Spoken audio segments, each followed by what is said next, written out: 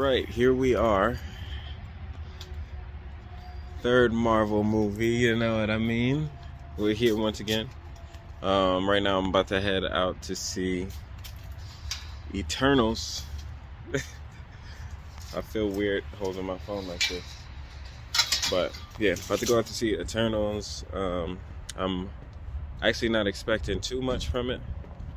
I'm not expecting it to be something crazy, but I'm expecting it to be above average. So as long as it's something around there, we're gonna be good. Hope you guys enjoy the review of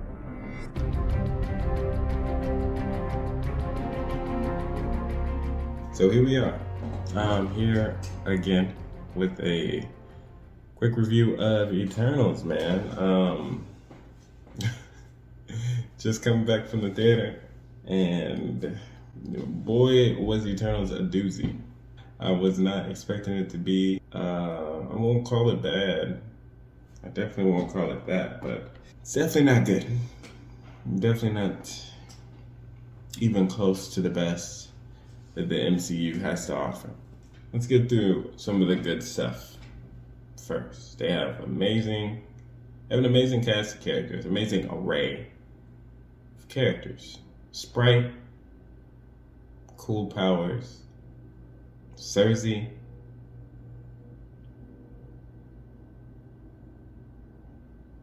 freaking Dan Rickman, you know what I mean? Icarus, the most powerful of the Eternals. And I'm sold. I feel like he is. Fastos, the caregiver, you know. I feel like they did a great job with that. And I hope that those characters come back or return in some way within the MCU. It said at the end of the story that the Eternals would return, so I definitely think that Druig was probably the standout character for me. I really liked his character, and I didn't expect to like his character at all within the series. But we also had Camille Nanjiani as Kingo, who was a surprising standout. Also a nice addition, adding some comic relief some much needed comic relief to this show, or to this movie, which is 2 hours and 37 minutes. And I would have to say that he probably brought the most lightheartedness to it, along with Don Lee as Gilgamesh. But it was so sad to see where he ended up within the movie. And I'm going to try to talk from now on without spoilers. No, we're not going to do a recap of the movie. I'm just going to let you know how I felt about it. And I think that overall it was pretty bad. But there were definitely good parts within the show. When they met up with Druig, that was pretty cool how that went. The addition of the Deviants was pretty cool all the way up until they met that big boss Deviant. Didn't really like that stuff, especially just how they finished him off was really lackluster. It didn't really, I don't feel like it built to anything. They could have killed him way earlier on, and we would have been at the exact same point we were toward the end of the movie. But the end of the movie was awesome to see all the Eternals together fighting, trying to, for the greater good, I should say, trying to save humanity. It was awesome. And to see some of the Celestials finally, and to see like how or what their place is in all of this was pretty cool. But to get these kind of beings that are larger than life brought onto the big screen is cool to see too. I haven't really imagined what that would look like, but both What If and the What If series and Eternals have both kind of dabbled in that realm now, and it seems like that might be the route we're going with the next big bad. They're just trying to get us used to seeing these larger than life villains or characters that we can kind of feel and get behind or come against, you know. The post-credit scene was pretty interesting. We got an introduction to a new character and an introduction to a new hero potentially, with what sounded like could have maybe been Blade, maybe. Big maybe on that. I'm not sure whose voice I heard.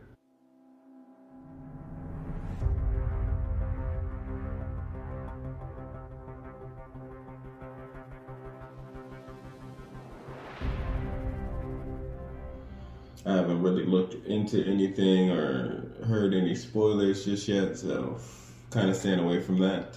But yeah, overall, this movie was bad. I would say skip it. Definitely catch it digitally, maybe on Disney Plus when it comes out for that. If you have a Disney Plus subscription already, or find somewhere, you know, to rent it for the low, because I truly don't believe that going out and buying a ticket for this movie is the route, because it just was not the hot sauce, was not the business. But it did have an amazing array of characters and cast members, man. We have freaking Angelina Jolie as Athena, Richard Madden as Icarus, Kit Harington, Black Knight, or I forgot his actual name. Alan Rickman. Why am I saying Alan Rickman? I don't freaking know. We got Harry Styles in here. And that was the character that was introduced in the post-credit scenes as Star Fox. She's Don Lee, Camille Nanjiani, Barry. I mean, I know you guys have seen all of these characters already, or heard the amazing array of characters, and that's definitely worth getting excited over. But it seems like this movie is kind of made just for Marvel and Disney to check boxes within the MCU. You know, they had to make sure that they had their black character in there, their Asian character, their Hispanic, Asian, woman, you know, Indian. All these are just kind of like checking boxes. It feels like their gay character, their, you know, kind of straight, you know, characters. And yeah, it really just felt like they're checking boxes, especially like when watching these scenes. Most of the stuff in there, I mean, like, I don't get the point in them speaking some, like, the language, like, I definitely like when characters are authentically themselves within the series, but only if it makes sense to the world and to the series. These characters, in Eternals, they're alien. They're not human. I just feel like there's the fact that there was a deaf character in there. It really just made it seem like they're there to check a box. Like Makari, Lauren Ridloff's character was deaf, and she communicated through sign language, which is fine. You know what I mean? But it just doesn't make sense for her character. I don't understand why she's deaf. If they're created as these perfect, within the story, you know, they're created as these perfect beings to serve the Celestials. So that would just, for me, that just kind of seemed like a handicap in a sense, because that's what it is. Yeah, there were just a few more things, like Selma Hayek as Ajax. I didn't understand it. She didn't really seem like a natural born leader to me. And Icarus did a lot. And I know that was kind of the route that they went. I know that they purposely made him like that as his character is in the comics, but I just feel like Ajax as a character within the series could have been a little more assertive. You know what I mean? Fastos, I appreciated his character a lot. You know, there's definitely some characters in here I like. Fastos was one of them. Druig, another one.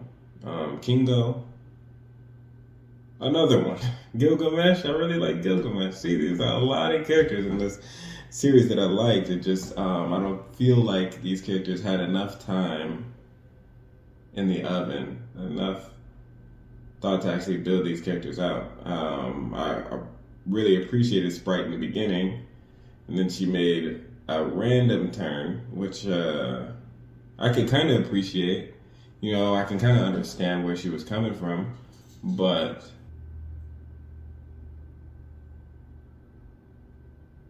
why? You know what I mean? Like, she betrayed people that it just doesn't make sense for her to betray.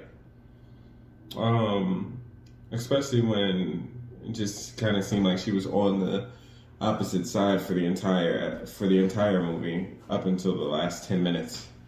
Didn't make any sense. Yeah. So I don't want to drag this movie too harshly through the mud, man, but definitely not my favorite. I would put it down there with I would definitely put it down there with The Dark World. I put it down there with The Incredible Hulk. I put it down there with the worst of the worst. But it's on the upper, you know, it's on the upper crust of the worst batch of pies. You know what I mean? Like it's not the worst, but it's down there. And I'm not actually sure exactly how they bring all these characters up. I know they said that the Eternals return, but the way it ended, some Eternals ended up captured, some ended up lonely. Some ended up solo dolo, and others, you know, ended in small groups. But I feel like the best plan of action for this is probably to just reintroduce some of these characters as solo characters within other movies and series and stuff like that, and then maybe they can meet up again down the line. So like I said, it's not the characters that were the problem. The characters are amazing in this movie, but it's definitely